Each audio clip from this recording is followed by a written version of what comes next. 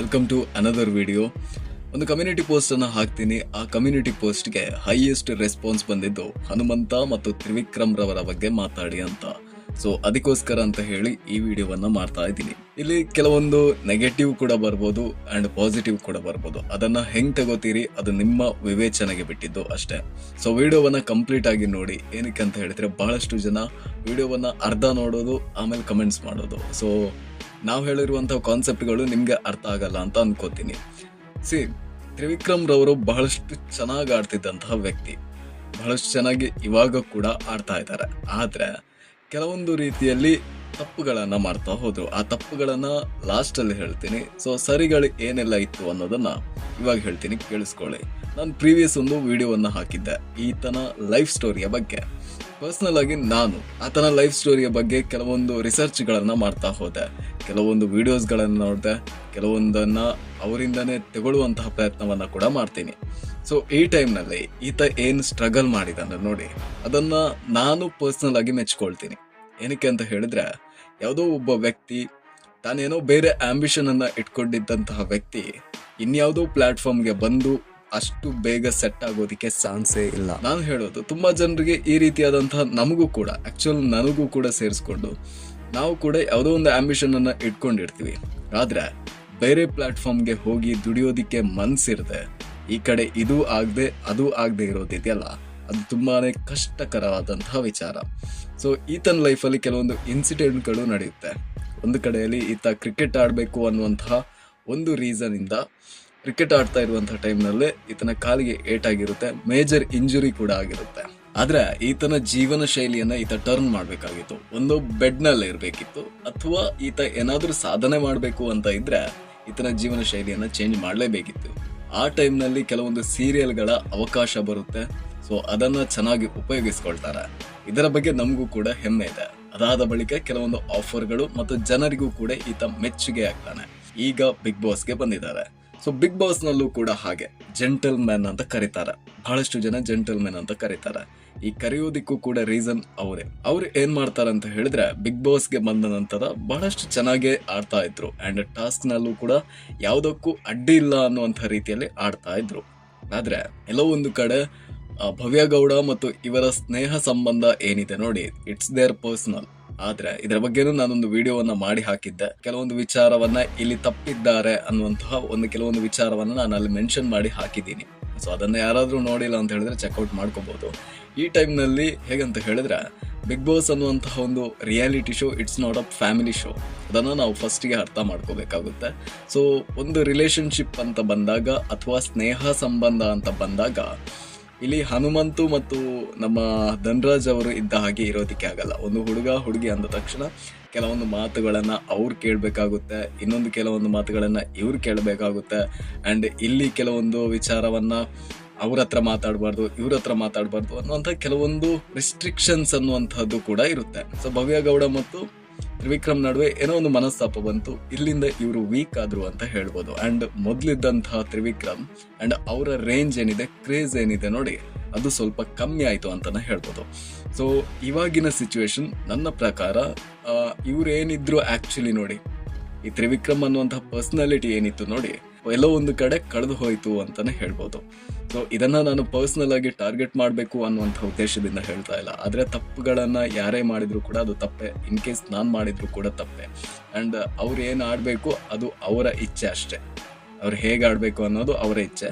ಹಾಗೇನೆ ಈತ ಬಹಳಷ್ಟು ಚೆನ್ನಾಗಿ ಆಡ್ತಿದ್ದಂತಹ ಆಟಗಳನ್ನ ಇವಾಗ ಎಲ್ಲೋ ನೋಡಿದಾಗ, ಕಂಪೇರ್ ಮಾಡಿದಾಗ ಎಲ್ಲೋ ಒಂದು ಕಡೆ ಕಡಿಮೆ ಆಗಿದೆ ಅಂತಾನೆ ಹೇಳ್ಬೋದು. ಈ ತ್ರಿವ್ಯ ಜೋಡಿ ಅಂತ ಕರಿತಿದ್ರು ಈ ಹಿಂದೆ, ಇದಕ್ಕಿಂತಲೂ ಹಿಂದೆ. ಇವಾಗ ಫೈನಲ್ಗೆ ಬಂದ ತಕ್ಷಣ ಜನರು ಕೂಡ ಚೇಂಜ್ ಆದ್ರು. ಆದ್ರೆ ಈ ಹಿಂದೆ ತ್ರಿವ್ಯ ಅನ್ನುವಂಥ ಒಂದು ಕ್ರೇಜ್ ಇತ್ತು. ಸೊ ಆ ಕ್ರೇಜ್ಗಳಿಂದ ಹಿಡಿದು ಎಲ್ಲಾನು ಕೂಡ ಕಮ್ಮಿ ಆಗ್ತಾ ಹೋಯ್ತು. ಅಂಡ್ ಅಟೆನ್ಷನ್ ಏನಿದೆ ನೋಡಿ, ಅದು ಬೇರೆ ಕಡೆ ತಿರುಗಿತು ಅಂತಾನೆ ಹೇಳ್ಬೋದು. ಅದನ್ನ ರಿಕವರಿ ಮಾಡ್ಕೊಳ್ಳೋದು ಇವ್ರ ಕೈಯಲ್ಲೇ ಇದೆ. ಅಂಡ್ ಇವರ ಏನು ಕೆಪಾಬಿಲಿಟಿ ಇದೆ ನೋಡಿ, ಅದನ್ನ ಆಗ್ತಾ ಕಮ್ಮಿ ಮಾಡ್ಕೊಂಡು ಹೋಗಿಲ್ಲ. ಕೆಪಾಬಿಲಿಟಿ ಇವ್ರ ಹತ್ರ ಇದೆ. ಸೊ ಇವರು ಆ ಮನೆಯಲ್ಲಿ ಉಳ್ಕೊಂಡಿದ್ದಾರೆ. ಅಂಡ್ 100 days ಕಂಪ್ಲೀಟ್ ಮಾಡೋದು ಇಟ್ಸ್ ನಾಟ್ ಅ ಫನಿ ಅಷ್ಟೇ ಹೇಳ್ಬೋದು. ಹಾಗೇನೆ ಇಲ್ಲಿ ಕೆಲವೊಂದು ತಪ್ಪುಗಳನ್ನ ಸರಿಗಳನ್ನ ಮಾಡಿದಾಗ ನಾನು ಹೇಳ್ಬೇಕಾಗಿರುವಂತಹ ವಿಚಾರ ಇಷ್ಟೇ, ಈಸ್ ಜೆಂಟಲ್ ಮ್ಯಾನ್ ಅಷ್ಟೇ ಹೇಳ್ಬೋದು. Is gentle man. ಅಂಡ್ ಅವ್ರಿಗೆ ಏನು ಆಟ ಇದೆ ಅದನ್ನ ಆಡಿ ಬಿಡ್ತಾರೆ ಅಷ್ಟೇ. ಅಂಡ್ ಮತ್ತೊಂದು ಒಳ್ಳೆಯ ವಿಚಾರ ಏನು ಅಂತ ಹೇಳಿದ್ರೆ, ಯಾರೋ ಒಬ್ಬ ಹೇಳಿದಂತಹ ವಿಚಾರಗಳನ್ನಾಗಿರ್ಬೋದು, ಕೆಲವೊಂದು ಸುಳ್ಳುಗಳನ್ನಾಗಿರ್ಬೋದು ಬೇರೆಯವರ ಬಳಿ ಹೇಳುವಂತಹ ಅಭ್ಯಾಸ ಇಲ್ಲ, ನಾನು ಗಮನಿಸಿರುವಂತಹ ಪ್ರಕಾರ. ಸೊ ಇದು ನನಗೆಲ್ಲೋ ಒಂದು ಕಡೆ ಇಷ್ಟ ಆಯಿತು ಅಂತಲೇ ಹೇಳ್ಬೋದು. ಹಾಗೆಯೇ ಈ ಭವ್ಯ ಮತ್ತು ಇವರ ನಡುವೆ ಆಗ್ತಾ ಇರುವಂತಹ ಮನಸ್ತಾಪಗಳು ಎಲ್ಲೋ ಒಂದು ಕಡೆ ತ್ರಿವಿಕ್ರಮ್ ಆಟದ ಮೇಲೆ ಎಫೆಕ್ಟ್ ಬೀಳ್ತಾ ಇದೆ ಅಂತಲೇ ಹೇಳ್ಬೋದು. ಆ್ಯಂಡ್ ಸಣ್ಣ ಸಣ್ಣ ರೀಸನ್ನಿಂದ ಜಗಳಗಳು, ಈ ರೀತಿಯಾದಂತಹ ಪ್ರವೃತ್ತಿ ಏನಿದೆ ನೋಡಿ, ಎಲ್ಲೋ ಒಂದು ಕಡೆ ಎಫೆಕ್ಟ್ ಆಗ್ತಾ ಇದೆ ಅಂತಲೇ ಹೇಳ್ಬೋದು. ಹಾಗೆಯೇ ಹನುಮಂತು ವಿಚಾರ ಆ್ಯಂಡ್ ತ್ರಿವಿಕ್ರಮ್ನ ಅವರ ಬಗ್ಗೆ ಲಾಸ್ಟ್ ನಾನು ಕನ್ಕ್ಲೂಷನ್ ಏನು ಕೊಡ್ತೀನಿ ಅಂತ ಹೇಳಿದ್ರೆ, ಈಸ್ ಜೆಂಟಲ್ ಮ್ಯಾನ್ ಆ್ಯಂಡ್ ಒಳ್ಳೆ ರೀತಿಯಾಗಿ ಆಟ ಆಡ್ತಾ ಇದ್ದಾರೆ, ಯಾರಿಗೂ ಕೂಡ ಮೋಸ ಮಾಡಿಲ್ಲ ಅಂತ ನಾನು ಅನ್ಕೊಳ್ತೀನಿ. ಇದ್ರ ಬಗ್ಗೆ ಕೆಲವರು ಫುಲ್ ಟೈಮ್ ಎಪಿಸೋಡನ್ನು ನೋಡಿ ಆಮೇಲೆ ಅವ್ರು ಅದು ಮಾಡಿದ್ರು ಇದು ಮಾಡಿದ್ರು ಅಂತ ಹೇಳಿದ್ರೆ ನಾನು ಅದನ್ನು ಕನ್ಸಿಡರ್ ಮಾಡಲ್ಲ. ಆ್ಯಂಡ್ ಕೆಲವೊಂದು ವಿಚಾರದ ಬಗ್ಗೆ ನಾವು ಕೂಡ ಕಾಂಟ್ರವರ್ಸಿಗಳನ್ನು ಮಾಡೋ ಹಾಗೆ ಕೂಡ ಇರೋದಿಲ್ಲ. ಸೊ ಹನುಮಂತು ಬಗ್ಗೆ ಕೆಲವೊಂದು ವಿಚಾರಗಳನ್ನು ನಾನಿಲ್ಲಿ ಹೇಳಲೇಬೇಕು. ಏನು ಅಂತ ಕೇಳಿದ್ರೆ, ಈತ ಹೇಗೆ ಆಡಬೇಕು ಅನ್ನೋದು ಆತನಿಗೆ ಮೊದಲೇ ಗೊತ್ತಿದೆ, ನಾನು ಎಷ್ಟು ಆಡಬೇಕು ಎಷ್ಟು ಆಡಬಾರ್ದು ಅಂತ. ಈತನ ಏನು ಜೆಂಟಲ್ಮೆನ್ ಅಂತ ಹೇಳುವುದಕ್ಕಿಂತ ಒಂದು ಚೂರು ಜೆನ್ಯೂನ್ ಆಗಿದ್ದಾರೆ. ಏನಕ್ಕೆ ಅಂತ ಹೇಳಿದ್ರೆ, ಧನು ಅವರನ್ನ ಆತನಿಗೆ ಸೇವ್ ಮಾಡ್ಬೋದಿತ್ತು, ಧನರಾಜ್ ಅವರನ್ನ ಸೇವ್ ಮಾಡ್ಬೋದಿತ್ತು, ದೋಸ್ತ ಅಂತ ಕರೆಯೋದ್ ರೀಸನ್ ಇಂದ ಆತನನ್ನು ಸೇವ್ ಮಾಡ್ಬೋದಿತ್ತು. ಆದ್ರೆ ಆತ ಸೇವ್ ಮಾಡಲಿಲ್ಲ. ರೀಸನ್ ಏನು ಅಂತ ಹೇಳಿದ್ರೆ, ಮೋಕ್ಷಿತ ಅವರನ್ನ ಸೇವ್ ಮಾಡಬೇಕು ಅನ್ನುವಂಥ ದೃಷ್ಟಿಯಿಂದ ಅಲ್ಲ, ಈತನಿಗೆ ಆ ಮನೆಯ ಓವರ್ ಆಲ್ ಕಾನ್ಸೆಪ್ಟ್ ಏನಿದೆ ನೋಡಿ, ಅದು ಅರ್ಥ ಆಗಿದೆ. ಸೊ ಆ ರೀಸನ್ ಇಂದ ನನಗೆ ಯಾರು ಇಷ್ಟ ಆಗ್ತಾರೆ, ನನಗೆ ಯಾವ ವ್ಯಕ್ತಿತ್ವ ಇಷ್ಟ ಆಗುತ್ತೆ, ನಾನು ಅದನ್ನ ಚೂಸ್ ಮಾಡ್ತೀನಿ ಅನ್ನುವಂಥ ಒಂದು ವಿವೇಚನಾತ್ಮಕ ಚಿಂತನೆ ಇದೆಯಲ್ಲ, ಅದು ಯಾರಿಗೂ ಕೂಡ ಬರೋದಕ್ಕೆ ಸಾಧ್ಯ ಇಲ್ಲ. ಆ್ಯಂಡ್ ಅಪ್ರಿಷಿಯೇಟ್ ದ್ಯಾಟ್, ನಾನು ಅದನ್ನು ಅಪ್ರಿಷಿಯೇಟ್ ಮಾಡ್ತೀನಿ.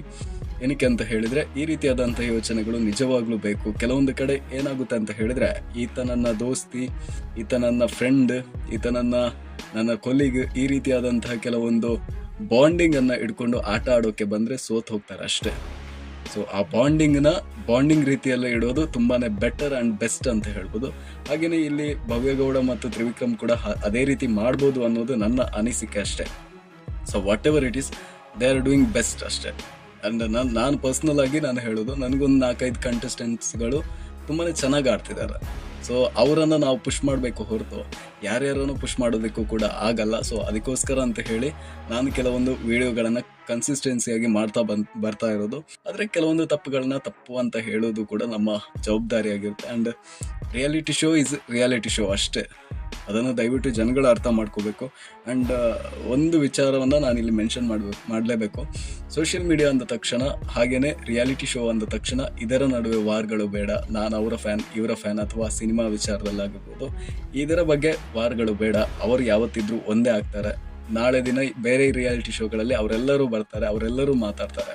ಆದರೆ ಇಲ್ಲಿ ನೀವುಗಳೇ ತುಚ್ಚಾಡ್ಕೊಳ್ಳೋದು ಬೇಡ ಅನ್ನೋದು ನನ್ನ ಒಂದು ಸಣ್ಣ ಸಜೆಷನ್ ಅಷ್ಟೇ. And what ever it is, ಯಾರು ಗೆದ್ರೂ ಕೂಡ ನಮ್ಗೆ ಖುಷಿನೇ. ಕೆಲವೊಂದು ವಿಚಾರದಲ್ಲಿ ನಾನು ಇಲ್ಲಿ ಹೇಳಬೇಕು, ಫಿಟ್ ಅಲ್ದವರು ವಿನ್ ಆಗಿದ್ರು ಅಂತ ಹೇಳಿದ್ರೆ ಅದೊಂದು ವಿಪರ್ಯಾಸ ಅಂತ ಹೇಳ್ಬೋದು. ಹಾಗೇನೆ ಬಿಗ್ ಬಾಸ್ ಬಗ್ಗೆ ತುಂಬ ಜನರಿಗೆ ಸೀಸನ್ 11 ಕುತೂಹಲ ಇದೆ. ಏನಕ್ಕೆ ಅಂತ ಹೇಳಿದ್ರೆ, ಕೆಲವೊಂದು ಪಾರ್ಶಿಯಾಲಿಟಿಗಳು ನಡೀತಿದೆ. ಸೊ ಇದರ ಬಗ್ಗೆ ಕೂಡ ಕೆಲವೊಂದು ವಿಡಿಯೋಗಳನ್ನು ಮಾಡಿ ಹಾಕ್ತಾ ಇದ್ದೀನಿ. ಯಾರು ತಪ್ಪು ಸರಿ ಅನ್ನೋದರ ಬಗ್ಗೆ ಕೆಲವೊಂದು ಕ್ಲಾರಿಫಿಕೇಶನ್ ಅನ್ನು ಕೊಡ್ತಾ ಇದ್ದೀನಿ ಅಷ್ಟೇ. ಆ್ಯಂಡ್ ನಾವು ಯಾರು ರಿವ್ಯೂಗಳನ್ನು ಕೊಡೋದಕ್ಕೆ ನಾವು ಯಾರು ಅಷ್ಟು ದೊಡ್ಡ ಪ್ಲೇಸಲ್ಲಿ ಹೋಗಿ ಕೂತಿಲ್ಲ.